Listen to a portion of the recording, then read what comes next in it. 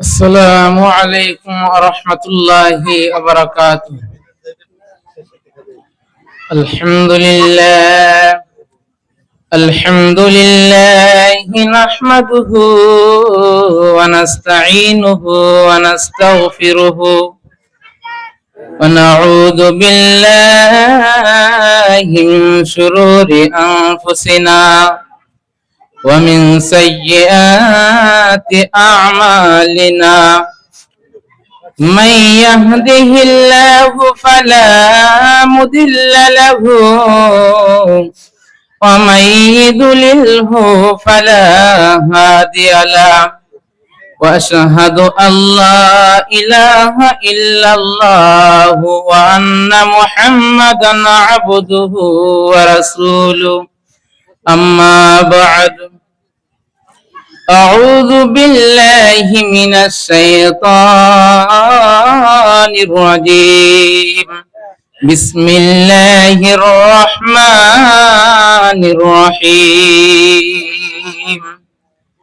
إن الصلاة تنهى عن الفحشاء والمنكر، وقال النبي صلى الله عليه وسلم: بين العبد وبين الكفر ترك الصلاة. সম্মানীয় উপস্থিত, এই পবিত্র সভার সভাপতি সাহেব এবং সম্মুখে বসে থাকা দূর দূরান্ত থেকে আসা মুরব্বিয়ানে সমাজ এবং ছোট বড় ভাই ও বন্ধুরা এবং পর্দার আড়ালে বসে থাকা আমার মা ও বোনেরা, সর্বপ্রথম সেই মহান রব্বুল আলামিনের প্রশংসা করে নেই যে মহান রব্বুল আলামিন আজকে আমাদেরকে এই পবিত্র সভাস্থলে আসার জন্য তৌফিক দান করেছেন। সকলেই সেই মহান রব্বুল আলামিনের জন্য প্রশংসা করে নেই। সকলেই বলুন আলহামদুলিল্লাহ। তারপর আমাদের নবী জনাবি মুহাম্মদ সাল্লাল্লাহু আলাইহি ওয়াসাল্লাম, যিনি বিশ্বকে আলোকিত করে চলে গিয়েছেন, সেই নবীর প্রতি লক্ষ কোটি দরুদ বর্ষিত হোক। সকলেই বলুন সাল্লাল্লাহু আলাইহি ওয়াসাল্লাম।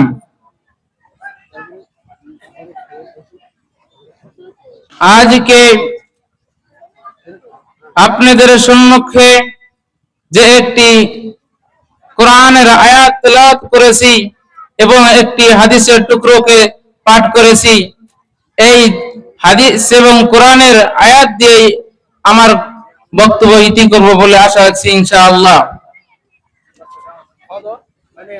যেটা আমাদের মুআশরার জন্য, আমাদের সমাজের জন্য অতি গুরুত্বপূর্ণ বিষয়, সেটা হচ্ছে সালাত। আজকে দেখা গেলে প্রতি ঘরে ঘরে মানুষ রয়েছে, অনেক বড় বড় ছেলে রয়েছে, মেয়ে রয়েছে, যুবক ছেলে রয়েছে, যাদের বয়স রয়েছে 15 বছর, 20 বছর, 25 বছর, 30 বছর, কেউ বুড়া হয়ে গিয়েছে। তারপরেও সালাতে আসা কোনো উদ্দেশ্য নেই, তাদের বাবা মাও সালাতে আসার জন্য বলে না। এবং যুবতী মেয়েও এভাবে রয়েছে, যারা নওজোয়ানতি হয়ে রয়েছে, যাদের বয়স অনেক বেড়ে গিয়েছে, তাদের নামাজের টাইম হয়ে গিয়েছে, তারা সাবল্যকিত হয়েছে, তারপরেও তারা নামাজ আদায় করে না। মহান রব্বুল আলামিন পবিত্র কোরআনের মধ্যে বলছেন, ইন্নাস সালাতা তানহা আনিল ফাহশাই ওয়াল মুনকার। সেই মহান রব্বুল আলামিন বললেন যে সালাত, যে ব্যক্তি এই পৃথিবীর জমিনে সালাতকে আদায় করবে, তার কোনো ফাহিশা কাছে সে যেতে পারবে না। তার সালাতে তাকে খারাপ কাজ থেকে রোকে দিবে, সে খারাপ কাজ করতে পারবে না এবং তাকে বেহায়া থেকে বাঁচাইবে। তার হায়া পৃথিবীর জমিনে তার শরম থাকবে। মহান রব্বুল আলামিন বললেন, গোটা পৃথিবীর জমিনে যে ব্যক্তি সালাত আদায় করবে, তার জন্য পৃথিবীর জমিনে তার হায়াত থাকবে, সে হায়াত থেকে দূরে থাকবে না। আর তার পৃথিবীর জমিনে সে খারাপ কাজ থেকে সালাতে তাকে রোকে দিবে। যে ব্যক্তি পৃথিবীর ভিতরে সালাতকে আদায় করতে পারবে, সে কোনোদিন খারাপ কাজে যেতে পারবে না, সে কোনোদিন জিনা করতে পারবে না, সে কাউকে গালি দিতে পারবে না, কারণ সে সালাত আদায় করছে। আর যদি তার সালাতের মধ্যে কোনো ভেজাল থাকে, কাউকে যদি দেখানোর জন্য সালাত আদায় করা হয়, তাহলে সেই সালাতে কোনো কাজে আসবে না, সেই সালাতে কোনো লাভ হবে না। বলছেন পৃথিবীর জমিনে অনেক মানুষ রয়েছে যারা আজকে যুবক হয়ে গিয়েছে, তাদের বয়স বেড়ে গিয়েছে, তারপরেও যারা সালাত আদায় করে না। নবী আমার বললেন, বাইনাল আবদি ওয়া বাইনাল কুফরি তারকুস সালাহ। পৃথিবীর জমিনে কাফের এবং মুমিনের ভিতরে, কাফের এবং মুমিনের ভিতরে পার্থক্য কতটুকু? বাইনাল আবদি ওয়া বাইনাল কুফরি তারকুস সালাহ। যারা পৃথিবীর জমিনে সালাত আদায় করলো তারা পৃথিবীর ভিতরে মুমিন মুসলমান। আর যে ব্যক্তি পৃথিবীর জমিনে সালাতকে ছেড়ে দিল, ওয়া বাইনাল কুফরি তারকুস সালাহ, আর যে ব্যক্তি সালাতকে ছেড়ে দিল সে হয়ে গেল কাফের। আজকে দেখা গেল প্রত্যেক ঘরে ঘরে কাফের জন্ম নিয়েছে, আজকে প্রত্যেক বাড়িতে কাফের রয়েছে। আজকে সালাত আদায় করার জন্য অনেক মানুষ রয়েছে, কিন্তু কেউ সালাত আদায় করার জন্য আসে না। তার বাবা তাকে বলে না, তার মা তাকে বলে না।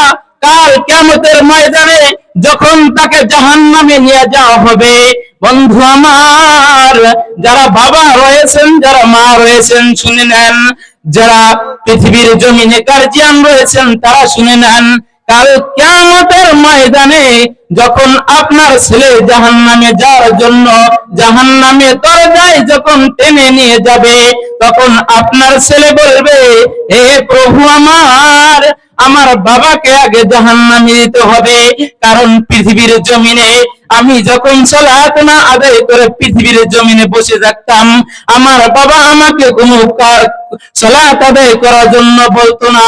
আমি পৃথিবীর ভিতরে খারাপ কাজ করতাম, আমার বাবা আমাকে রোকতো না। আমি পৃথিবীর ভিতরে মানুষের কে গালি দিতাম, আমার বাবা আমাকে কিছু বলতো না। পৃথিবীর ভিতরে আমাকে ভালো কাজ করার জন্য বলতো না। আমি যেভাবে চলতাম আমাকে চলতে দিত। আমার বাবা ইসলামের শিক্ষাকে আমাকে শিক্ষার জন্য বলেনি।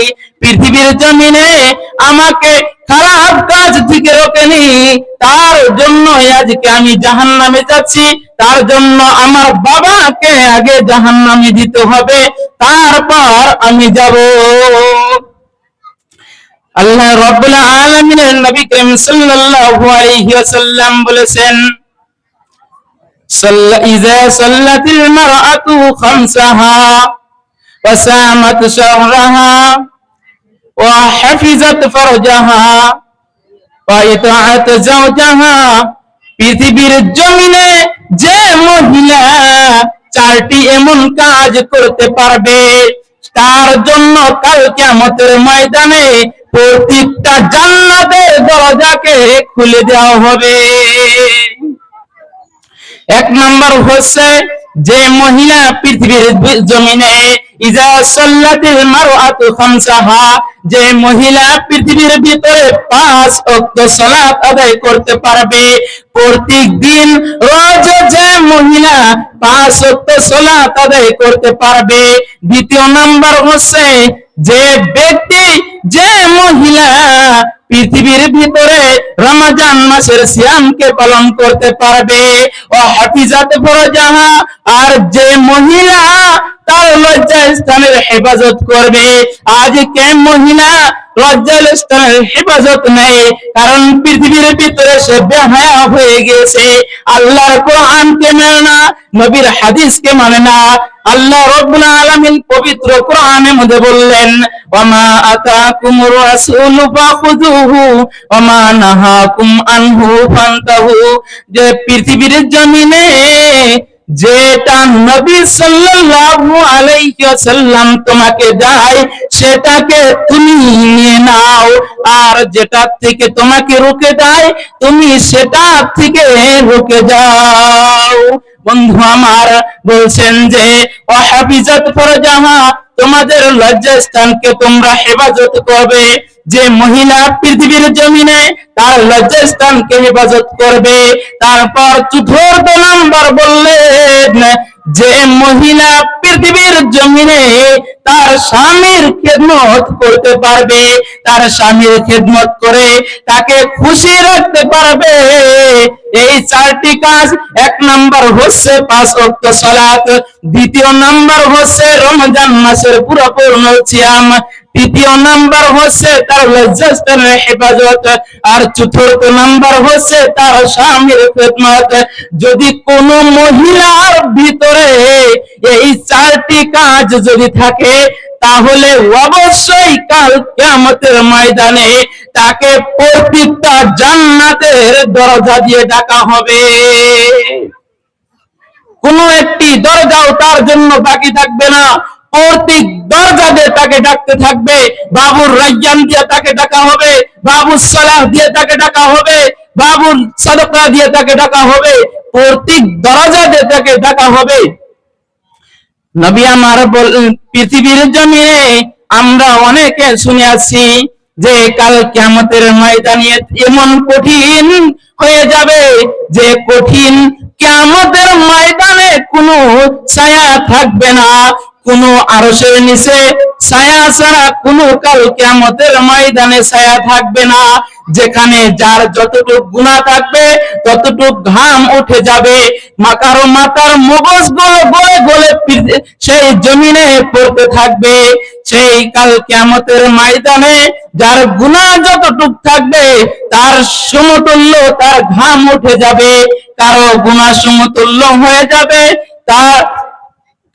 তার পৃথিবীর জমিনে কারো ঘাম হয়ে যাবে গিরাতরি, তার গুনাহ সমতুল্য, কারো হয়ে যাবে কোমরতরি, কারো হয়ে যাবে বুকতরি, কেউ আবার সেই ঘামের কারণে সেখানে সাঁতার কাটতে থাকবে। বন্ধু আমার, নবী আমার বলছেন যে পৃথিবীর জমিনে যার দিলটা সেই মসজিদের সাথে লেগে থাকবে তার কাল কিয়ামতের ময়দানে 60টি এমন আমল রয়েছে যে 60টি আমল করলে কাল কিয়ামতের ময়দানে আরশের ছায়ার নিচে জায়গা পাবে। সেই 60টির মধ্যে 3 নাম্বার হচ্ছে যে পৃথিবীর জমিনে যার দিলটা, যার কল্পটা, যার নাফসটা শুধু মসজিদের দিকে চলে থাকবে, যদি একটি নামাজ পড়ার পর দ্বিতীয় নামাজের জন্য অপেক্ষা করবে, কখন সেই নামাজটা চলে আসবে, কখন আমি সালাত আদায় করব, কখন আমি আল্লাহর ইবাদত করতে পারবো, কখন আমার মাথাটা ঢুকে দিব, কখন আমি আল্লাহকে ডাকতে পারবো।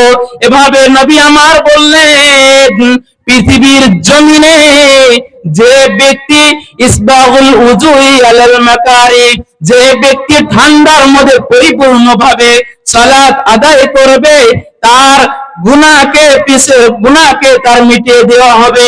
দ্বিতীয় নাম্বার বলছেন ইসবাগুল উজুই আলাল মাকারি ওয়া কাসরাতু সালাতি বাদা সালাহ ওয়া ইন্তিজারুস সালাতি বাদা সালাহ। দ্বিতীয় নাম্বার বলছেন আর যে এক নামাজের পর দ্বিতীয় নামাজের জন্য ইন্তজার, তৃতীয় নাম্বার বলছেন যে ব্যক্তি এক নামাজের পর দ্বিতীয় নামাজের জন্য ইন্তজার করবে তার পিছের গুনাহকে মিটিয়ে দেওয়া হবে। আল্লাহ রাব্বুল আলামিন এই দুনিয়ার ভিতরে আমাদের যতদিন বাঁচিয়ে রাখে ততদিন আমাদের সহি শুদ্ধভাবে সালাত আদায় করার জন্য তৌফিক দান করুক। পৃথিবীর জমিনে আমরা যত গুনাহ করেছি সমস্ত গুনাহ আমাদেরকে মাফ করে দিয়ে আমাদের সহি আকীদায় চলার জন্য তৌফিক দান করুক। এই দুনিয়ার ভিতরে আমরা যদি কোনো গুনাহ করে থাকি গুনাহকে মাফ করে দিয়ে আমাদের সহি শুদ্ধভাবে সহি আকীদায় ঈমান হালাতে আমাদের পৃথিবীর জমিনে জীবিত থাকার জন্য তৌফিক দান করুক। আর যখন আমরা মরে যাব, আমাদের সেই মরার টাইমে কালেমা লা ইলাহা ইল্লাল্লাহু মুহাম্মাদুর রাসূলুল্লাহ পড়ার জন্য তৌফিক দান করুক। আমিন ইয়া রাব্বাল আলামিন। আসসালামু আলাইকুম ওয়া রাহমাতুল্লাহি ওয়া বারাকাতুহু।